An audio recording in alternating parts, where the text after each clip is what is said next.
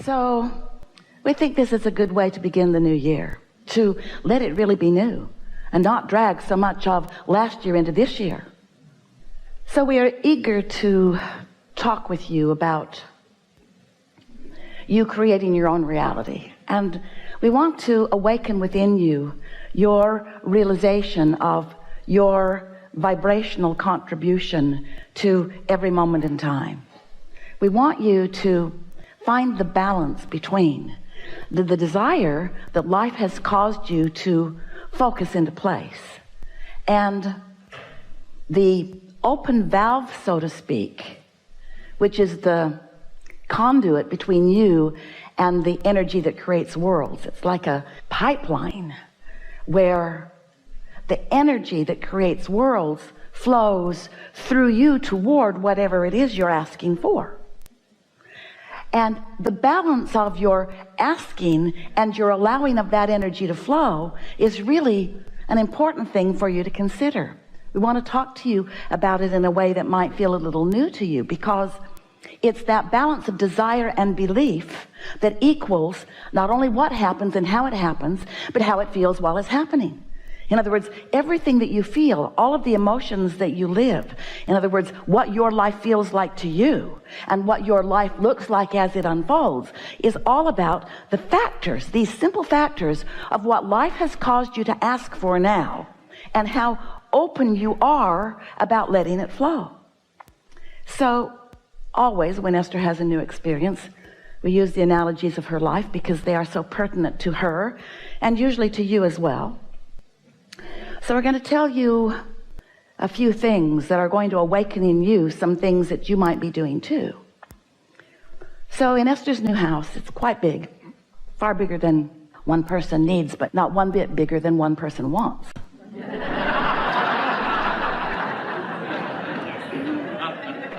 So here it is, and now it's the day that a photography company is coming to take a picture of the award-winning pool. It has a fire feature. Push a button, and fire happens. Esther was very eager. She had not seen the fire yet. She was standing inside. She took her place inside her living room, looking out across the pool. And when the fire came on, it was beautiful, but it made a sound in the attic. A sort of howling sound. Well, when something howls, there's usually something wrong. So she went outside and she said, might want to turn that off. I think the house is going to blow up. I don't know what's happening, but maybe somebody wants to go up in the attic and see. So someone went up in the attic and the gas line was straining. It was obvious. Well, that was not pleasing. And so the contractor came, a lot of people came, and began speculating what was going on. But the general consensus was there was not enough gas going to that fire feature. It wanted more than the pipeline could provide. So it was asking for more. So Esther is just thinking, you guys are stupid. You should have thought that through. There are calculations. This many things needs this much gas, and those pipelines need to be this big, and so forth. She tried to be nice, and mostly was, as they explained to her, there were only a few interior walls that would have to be removed. And Esther explained to them there were going to be no interior walls removed. Tear out the outside of the house, but don't mess with the inside of the house.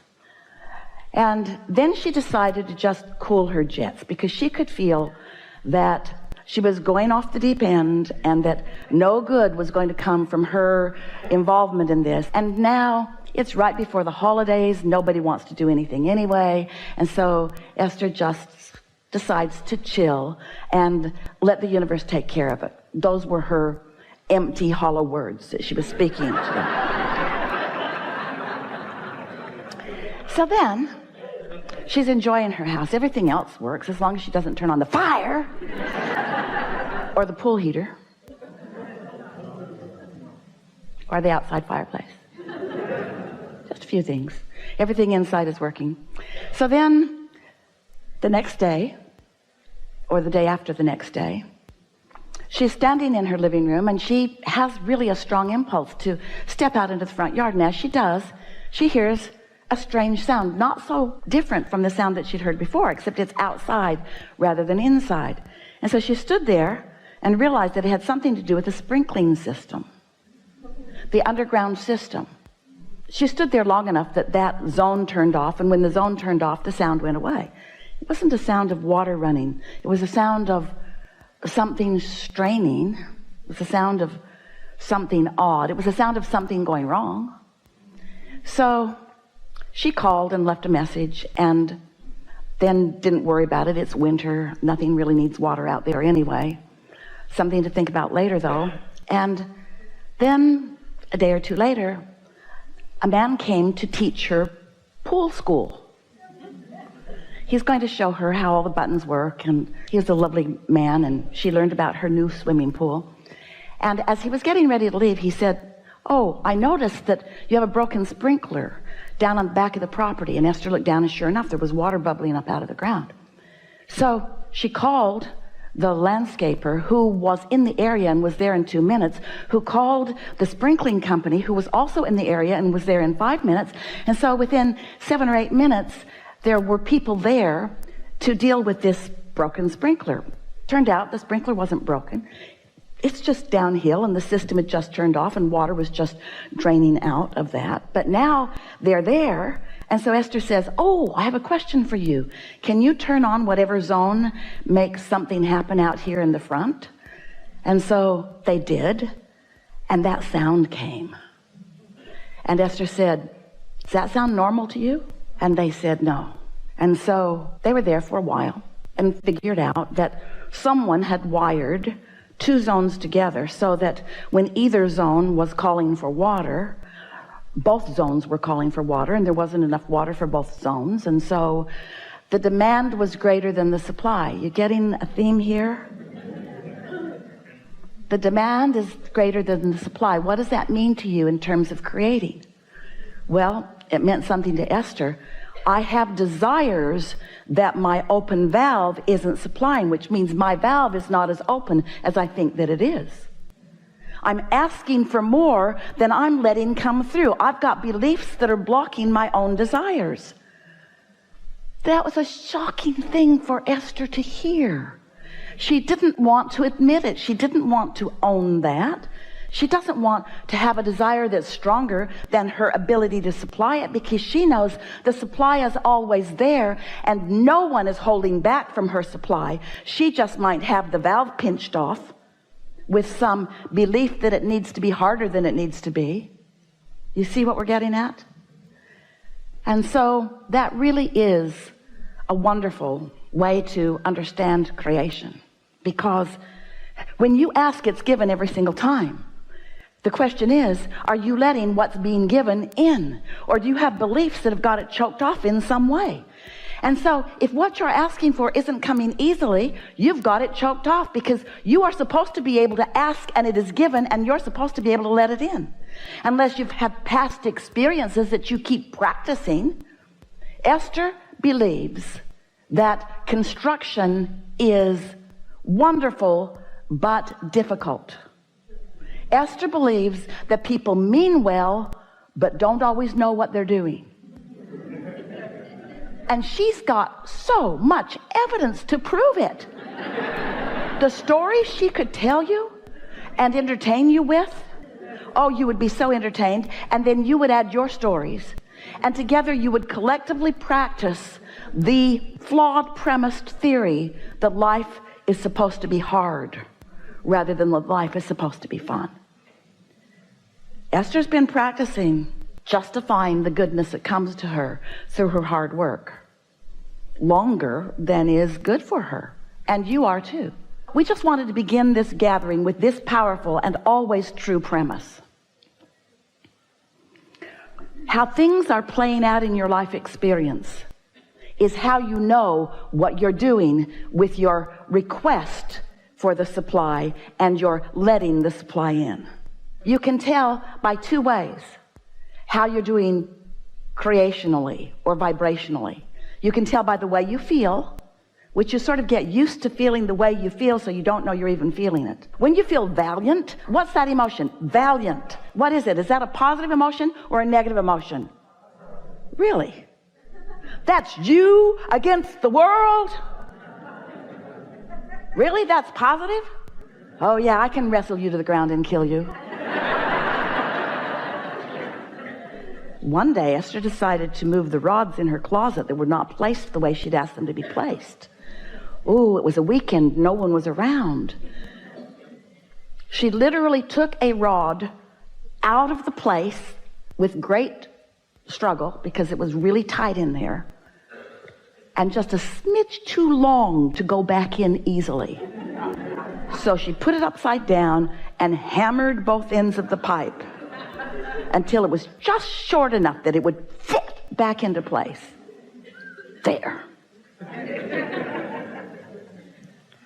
And then she thought, oh, I might be banging it into place. Could have just waited. A nice strong man would have come and done that for me in 2 days. Except I wanted to do it today because I wanted him to be wrong. Told him it was too long. All 27 of them. Told him it was too long, but they know better. So we're sort of throwing Esther under the bus here a little bit, along with all of the rest of you, because we want you and Esther to give up your need to justify the good that comes to you through struggle. And when you give that up, then you will bring less struggle forward. And when you bring less struggle forward, you'll be cleaner in your now.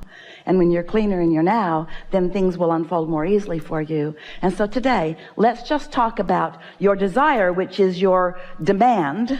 And we mean that in the nicest way. Your request from the universe for universal energies, the energy that creates worlds, to flow through you toward whatever you want. That's the deal you made when you came. You said, I'll go, life will cause me to know what I'm asking for. And when I ask, Source will provide everything that is required for the accomplishment of what life has caused me to know that I want. That's how it is. And then there's one more little thing. In other words, that's step one. And that's step two. You ask, Source supplies. Then there's step three. You got to be soft about your expectation of things working out for you. You've got to give up the struggle. You've got to stop trying to prove your worthiness. You've got to stop comparing yourself to any others. You've got to let the competitive feeling go. You've got to accept your blessedness and just let proof of your blessedness flow to you and through you with ease and flow. And much of the world is not going to understand how blessed you are, because they're going to be standing in a place of not feeling quite so blessed. And people who don't feel blessed resent those who appear to be. But just because they haven't figured out how to get their valve opened doesn't mean you should pinch yours off so that they feel better.